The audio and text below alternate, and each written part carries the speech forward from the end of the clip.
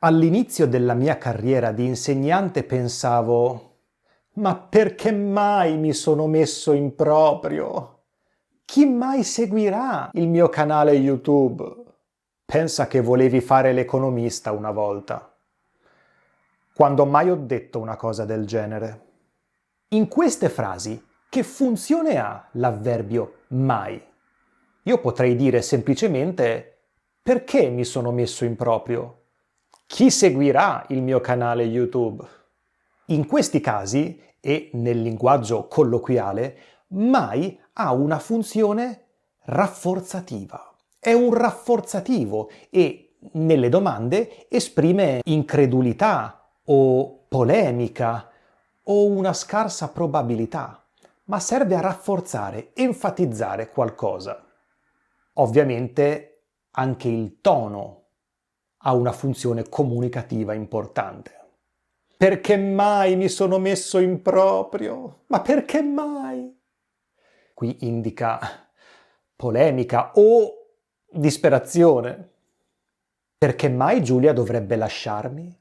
Chi te l'ha detto? Incredulità. Perché mai dovrebbe lasciarmi? Ma potrei dire semplicemente: perché Giulia dovrebbe lasciarmi, scusa? Quando mai ho detto una cosa del genere, scusa? Il tono comunica polemica, come dire: scusa, ma quando ho detto una cosa del genere io? Oppure incredulità. Quando mai ho detto una cosa del genere?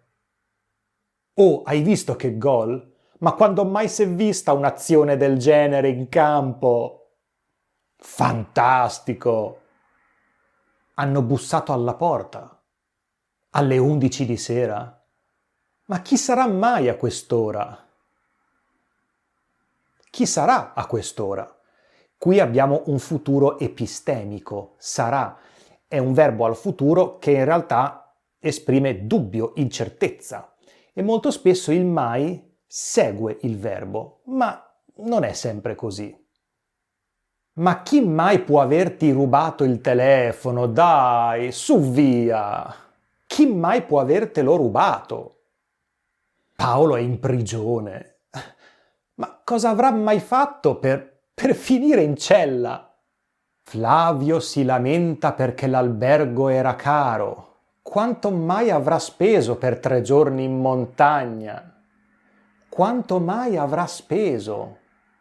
Quindi nelle interrogative, introdotte da chi, perché, come, quanto, quando e così via, possiamo aggiungere l'avverbio mai, che ha una funzione di rafforzativo, di enfasi e ovviamente fa parte del linguaggio colloquiale. Conoscevi già questo uso particolare di mai? Spero che questo video sia stato utile per te e ti sia piaciuto, ovviamente.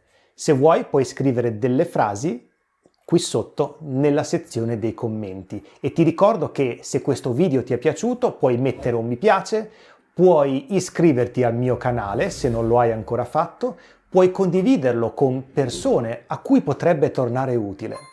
Grazie mille per la tua compagnia e per la tua fiducia, ci vediamo al prossimo video.